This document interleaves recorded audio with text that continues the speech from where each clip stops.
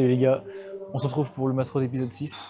Donc là, aujourd'hui, vous filmez la séance jambes, ma deuxième séance jambes, à savoir que là, ça va être un focus sur les ischio-jambiers.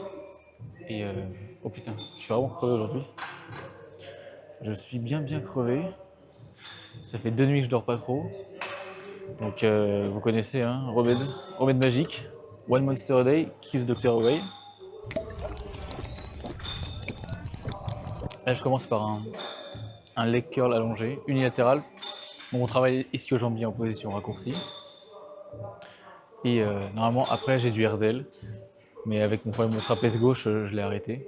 Et on augmente le volume du coup sur les exercices d'isolation pour les ischio. Donc après, sur mon leg curl debout, j'ai une série supplémentaire. Voilà. Petite mise à jour.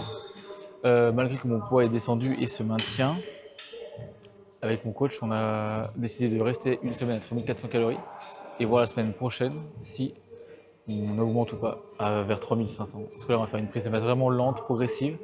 Donc voilà, il n'y a pas de trop grosse hausse de calories. On reste soft.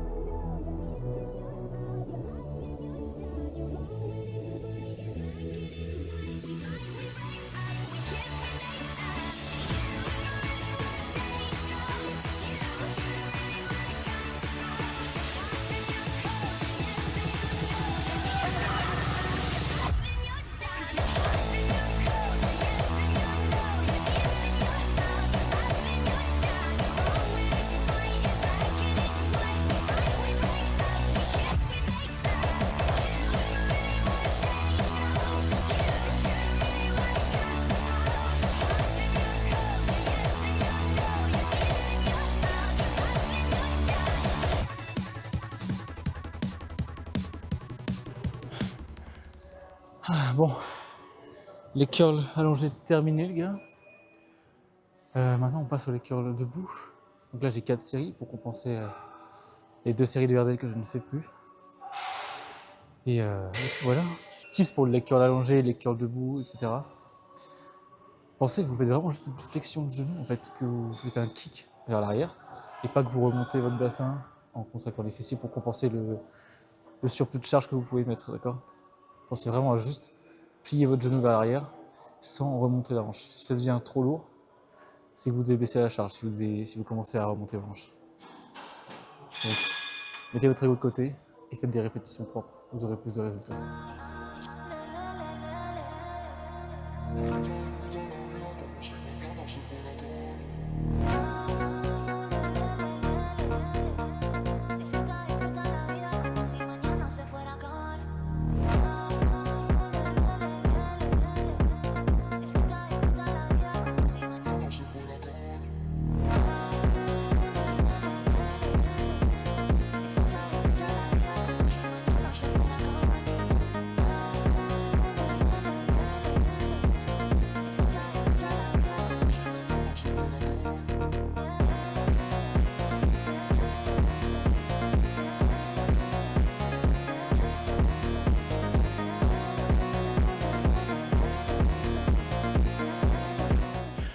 Ok, ischio terminé les gars, on passe au quad. On commence avec un pendulum squat. Donc à l'inverse du hack squat, la tension est maximale quand plus vous remontez en fait, et pas plus vous descendez. Donc c'est pour varier et en complément. Donc comme d'hab, je vous filme une série effective. Celui-là est vraiment dur, mais en vrai je kiffe la sensation, j'ai une congestion de fou après mes séries. Donc let's go. On n'oublie pas les petites chaussures qui vont bien pour plus d'amplitude.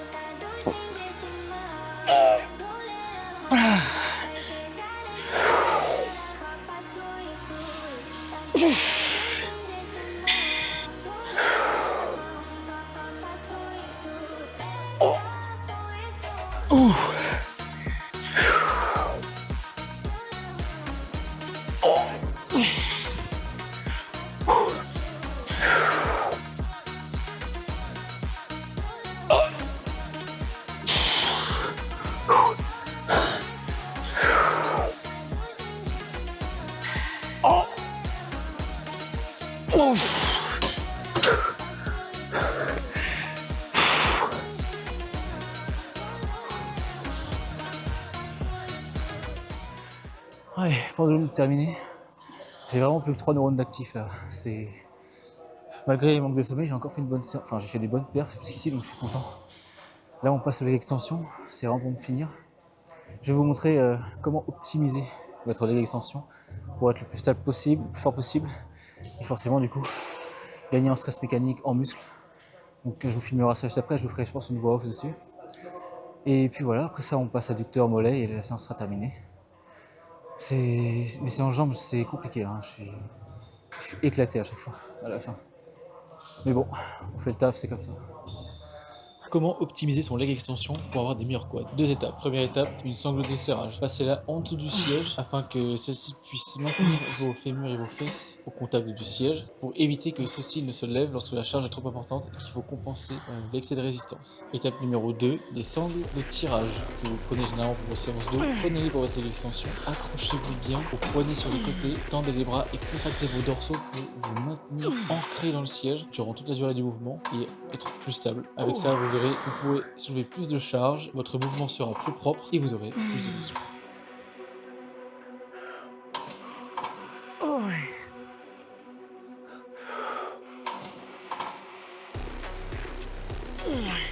Wow.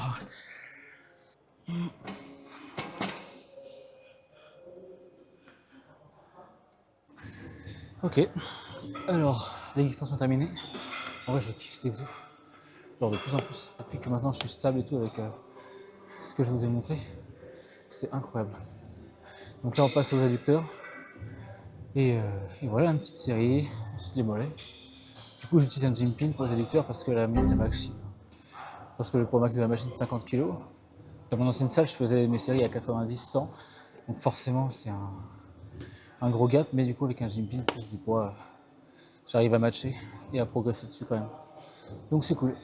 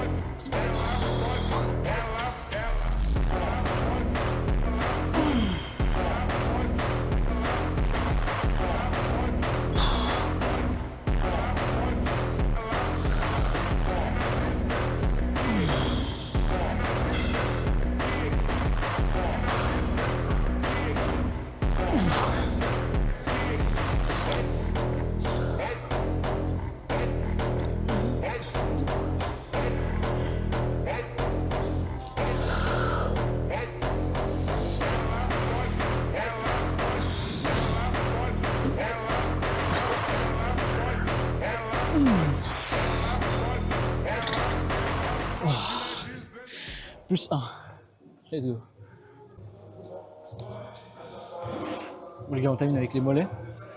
Et je vois beaucoup de gens faire cette erreur-là, c'est d'utiliser le rebond. Genre de speedrun les mollets en fin de séance et de faire des rebonds comme ça avec votre cheville. Forcément, vous poussez plus haut, vous faites plus de reps, mais comme il y a la moitié de la charge qui part en inertie, c'est de la merde. Donc, contrôlez votre charge, mettez un temps d'arrêt en bas, un temps d'arrêt en haut, contractez bien. Vous allez mettre moins lourd, vous ferez moins de reps, mais ce sera beaucoup plus qualitatif pour vos mollets. Même si vous les faites presque jamais, hein. Je suis qu'à 3 séries par semaine, donc, mais au moins, vous les faites bien.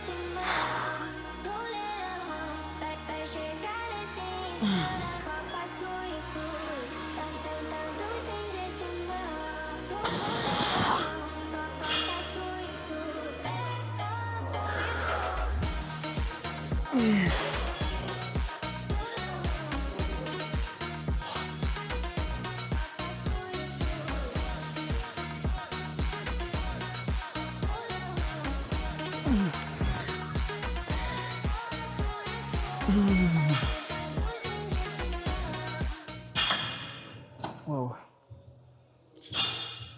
C'est terminé les gars. On se retrouve. Prochain épisode. Bah, ce sera l'épisode 7. Je sais pas encore ce que je ferai.